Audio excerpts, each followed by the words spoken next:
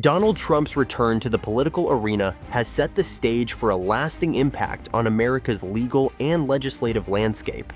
With his influence over the Supreme Court and his sway in the House, Trump is well positioned to make a real, lasting impact on America's direction, from protecting civil liberties to keeping federal power in check. Thanks to a solid conservative majority on the Supreme Court, Trump's appointees are ready to deliver landmark rulings that will put a stop to decades of overreach and bring a refreshing return to constitutional principles. So, what is Trump planning to change? In this video, we're diving deep into Trump's powerful influence over the Supreme Court and the House, and how his bold vision is creating a rock-solid foundation for America's future. Stay tuned as we delve into how Trump's influence on the Supreme Court and the House might shape the nation's path forward. Donald Trump's re-election is a game-changer for American governance, as he is about to secure a powerful conservative vision that will reshape America for decades to come. With his return, Trump is doubling down on reshaping the judiciary, House, and policies to reflect true constitutional principles, something that must make the woke crowd in Washington downright uncomfortable. Trump's judicial strategy places a strong emphasis on his adherence to sound, originalist principles. Trump is prepared to appoint young, like-minded judges to carry on the tradition of interpreting the Constitution as intended, as conservative luminaries Clarence Thomas and Samuel Alito may retire. The Supreme Court would have a strong conservative majority thanks to these new appointees, preventing liberal overreach in future generations. However, Trump's influence won't stop with the courts.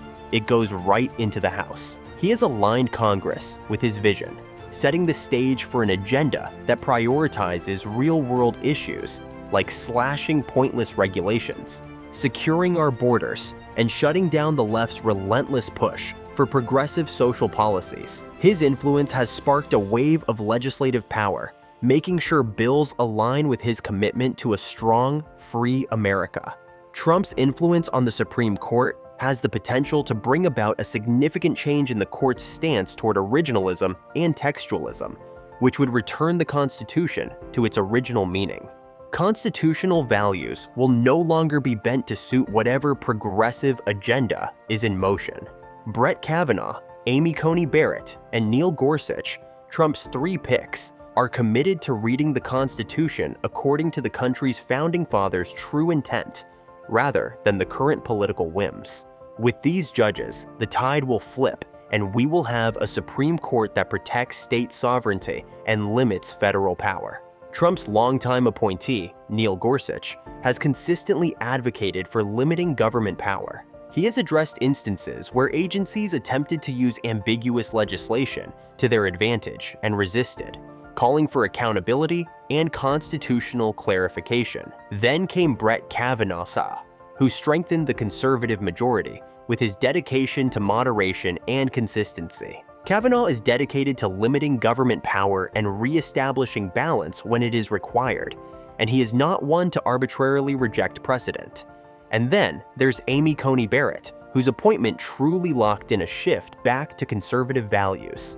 Her pivotal role in the 2022 decision that overturned Roe v. Wade showed the court's commitment to originalism, returning issues like abortion to the states, where they belong, rather than allowing unelected judges to dictate social policy. Together, these justices will not only reduce unchecked federal power, but also set the stage for decades of constitutionally sound and restrained decision-making. Thanks to Trump, the Supreme Court will now be a fortress for originalist values, ensuring America's laws are interpreted as they were meant to be, not as progressive activists wish they were. Currently, Democrats have already labeled the Supreme Court as a mega Supreme Court, arguing that Trump's influence has pushed the court into conservative overdrive. Many Democrats, alongside groups like the ACLU, claim the court's majority is now shaped by Trump's Make America Great Again agenda, using recent rulings on abortion, gun rights, and affirmative action as prime examples. For them, decisions like Dobbs v. Jackson, which ended federal abortion protections, signal a hard right turn, a rollback of individual rights, and a court that leans heavily on conservative social values. Supporters, however, see things very differently. They view this shift not as a power grab, but as a return to the Constitution's roots, aligned with the framers' intentions. Trump's appointees have always favored originalism and textualism, which prioritize interpreting the Constitution exactly as it was written, rather than bending it to modern social trends. So, the so-called MAGA Supreme Court is a label that represents a court dedicated to keeping the judiciary balanced, restrained, and focused on protecting states' rights and the Constitution's original principles. This direction prevents justices from becoming policymakers, ensuring that laws are made by the people's elected representatives, not by judges. With Trump's influence firmly cementing a conservative majority in the Supreme Court, a new era of judicial decisions is on the horizon, one that puts constitutional integrity front and center. This shift has huge implications for key policy areas, particularly around gender and identity laws, federal regulatory power, and civil liberties. For Democrats who hope to use the courts as a means to advance progressive social agendas, this is a rude awakening. The conservative court is likely to review and possibly limit the reach of Bostock versus Clayton County, a decision that stretched the meaning of sex discrimination to include gender identity and sexual orientation. Many conservatives argue that Bostock misinterpreted legislative intent, opening the door for unwarranted expansions in employment and identity law. Trump's court could correct this by emphasizing that such sweeping changes should come from elected legislators, not unelected judges reinterpreting laws. Substantive due process, a favorite tool of liberal justices, is another area that may see major changes. By creating rights not specifically stated in the Constitution, this theory has been used to justify federal protections for abortion, LGBTQ rights, and access to contraception. The originalist stance of the Trump court challenges the legitimacy of these interpretations, arguing that rights outside the Constitution should be decided by the states. Conservatives regard this as a restoration of judicial discipline, guaranteeing that courts follow bounds and refrain from legislating from the bench, while liberals see it as a reversal. The court might reinterpret LGBTQ rights and matters, like access to contraception, by reversing substantive due process, which would return decision-making authority to the states. Economic regulation and federal agency power are also in the crosshairs of a conservative court. Decades of progressive policy have entrenched sprawling regulatory agencies that answer to virtually no one. Under Trump's influence, the court had already started chipping away at this unchecked power, signaling that agencies should no longer be free to interpret ambiguous laws to suit their own agendas. This new court will likely continue to limit agencies' authority, particularly in cases involving environmental restrictions and business regulations. Ultimately, Trump's court places a high value on civil liberties, particularly where individual freedoms and limited government intersect. This isn't about removing rights, but about preserving the foundational rights written into the Constitution. For conservatives, it's a breath of fresh air in a judiciary that finally respects the Constitution's original limits. For progressives, well, it's a hard lesson in realizing that elections and judicial appointments have consequences. With the House also under Republican control, Trump-aligned representatives are ready to drive forward bills that reflect his core promises and priorities. His endorsements boosted the standing of loyal representatives, creating a leadership team that shares his vision and is prepared to tackle issues like immigration reform, deregulation, and pushing back against progressive policies. Immigration reform is expected to be front and center, with proposals to boost border security, ramp up deportations of undocumented immigrants, and even revive Trump's Remain in Mexico policy. Lawmakers are also likely to push for tougher visa policies, reducing both legal and illegal immigration.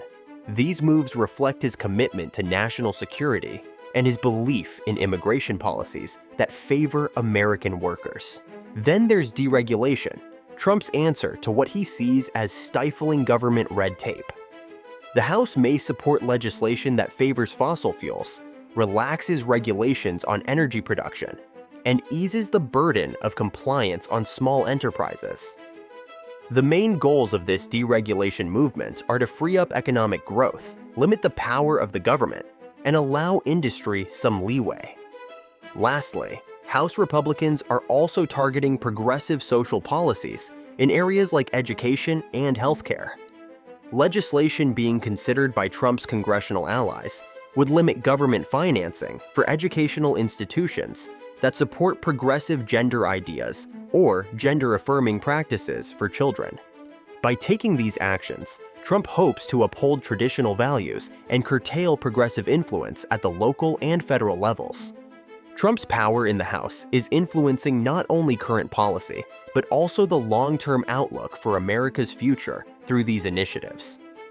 As President Trump advances his conservative agenda, Democratic governors are mobilizing to counteract his policies at the state level. In a significant move, Governors J.B. Pritzker of Illinois and Jared Polis of Colorado have established the Governors Safeguarding Democracy Coalition. This alliance aims to protect state-level democratic institutions and leverage their combined legislative and budgetary powers to oppose federal initiatives they perceive as threats to democracy. The coalition's formation underscores a strategic shift among Democratic leaders, focusing on state-level resistance to federal policies. By collaborating across state lines, these governors intend to fortify their state's autonomy and uphold progressive policies in areas such as reproductive rights, environmental regulations, and immigration. This concerted effort reflects a broader strategy to counterbalance federal actions through state governance. Despite these initiatives, the Republican-controlled Senate presents a formidable challenge to Democratic resistance. With Republicans holding the majority, the Senate is poised to support President Trump's judicial nominations and legislative agenda, potentially accelerating the implementation of conservative policies. This alignment between the executive and legislative branches could limit the effectiveness of state-level opposition. In response, Democratic governors are not only forming coalitions, but also exploring legal avenues to challenge federal policies. They are preparing to file lawsuits and enact state legislation that contradicts federal directives, aiming to create legal barriers to the enforcement of certain federal policies within their states. This approach highlights the desperation that is now creeping over the Democrats, which will be interesting to see how it unfolds in the coming days and months. But is it constitutional? So, what do you think about Trump's influence on the Supreme Court and the House? Let us know in the comments below. Don't forget to give this video a thumbs up and subscribe to our channel for more content on politics and the forces shaping America. Thanks for watching, and we'll see you next time.